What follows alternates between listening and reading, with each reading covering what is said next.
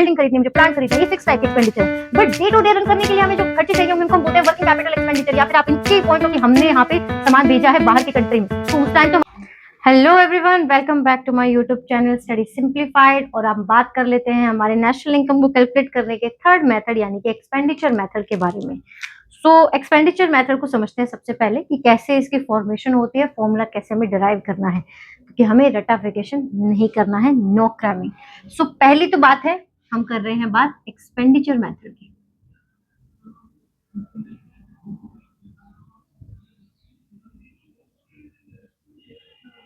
अगर आपको circular flow of income याद है ना, तो आपको पता होगा कि हमें सबसे पहले ये समझाया जाता है कि हम जो है ना वो टू सेक्टर इकोनॉमी की बात कर रहे हैं, राइट। टू सेक्टर इकोनॉमी में हमारे सेक्टर होते कौन से हैं? एक होता है हमारा हाउस होल्ड सेक्टर,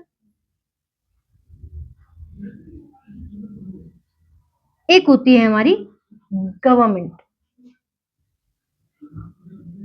सेक्टर। क्या इसके अलावा भी कोई सेक्टर होता है? यस मैम होता है, क्यों नहीं होता। कौन होते हैं? एक होता है बच्चे हमारा बिजनेस सेक्टर, और एक और सेक्टर हमारे पास होता है जिसे हम बोलते हैं आउटर वर्ल्ड। लेकिन अभी यहाँ पे आउटर वर्ल्ड नहीं बोलेंगे, हम इसे बोल देंगे एक्सपोर्ट इंपोर्ट।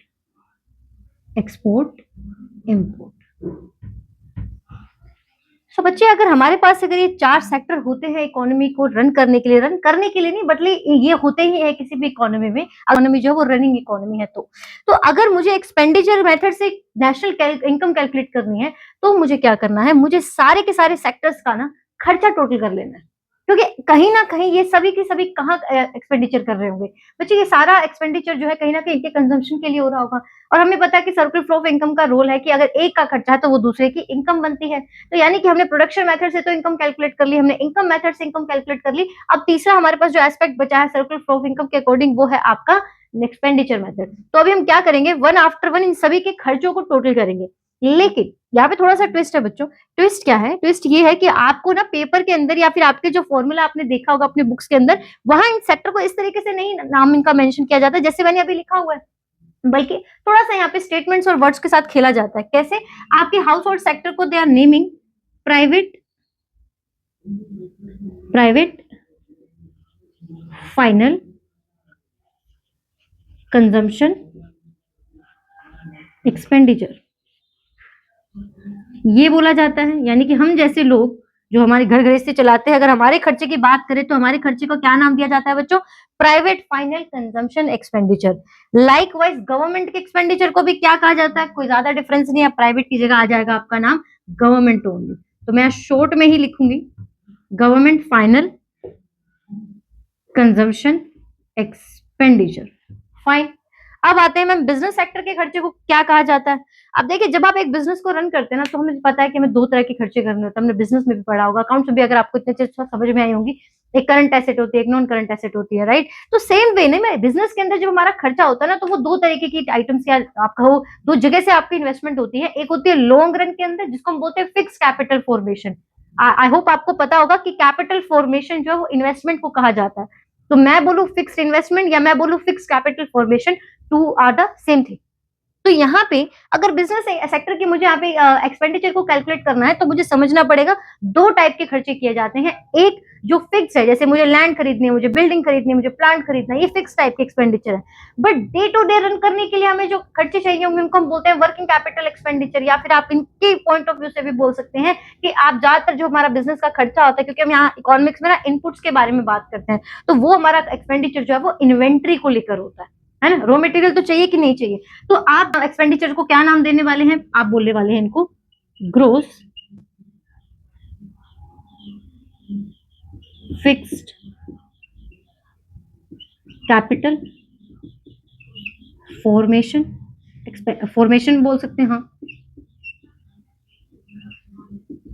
ये होगा आपका जो फिक्स है, यानी कि आपके जो मशीनरी वगैरह के लिए जो इन्वेस्टमेंट चाहिए होती है फिक्स, प्लस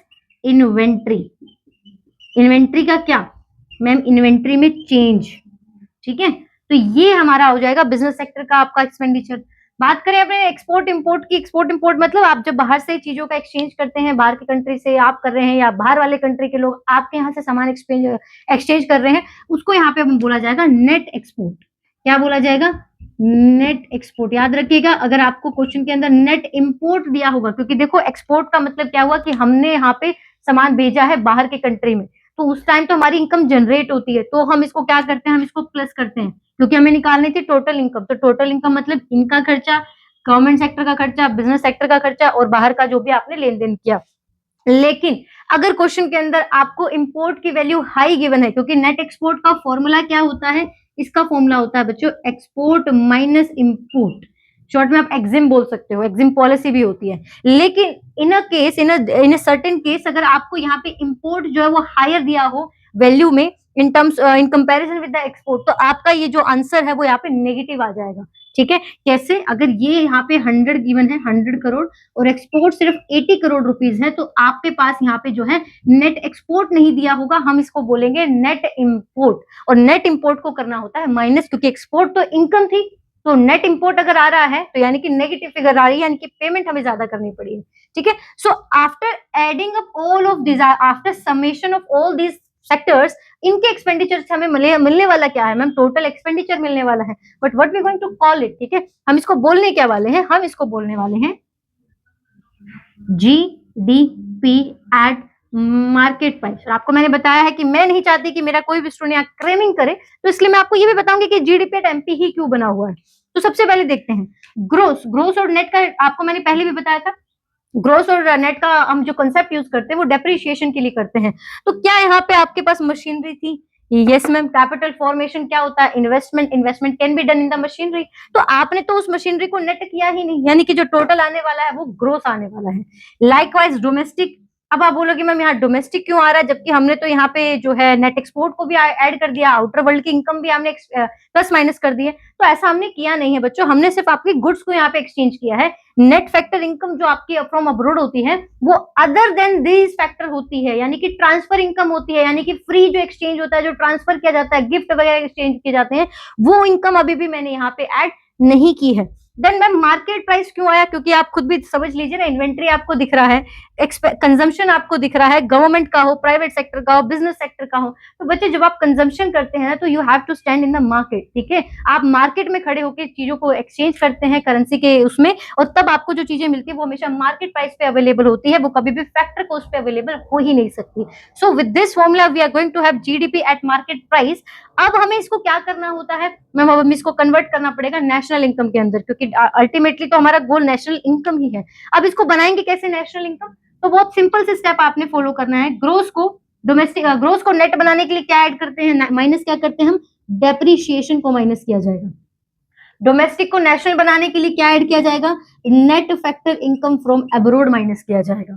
और मार्केट प्राइस से फैक्टर कॉस्ट में आने के लिए आपको क्या करना पड़ेगा मैम, नेट इनडायरेक्ट टैक्सेस को हमें यहाँ पे माइनस करना पड़ेगा, और उसके बाद हमारे पास यहाँ आ जाएगी क्या, NNP at factor cost, right. चलिए that's all for the video, मिलते हैं आपसे नेक्स्ट वीडियो में, ठीक है।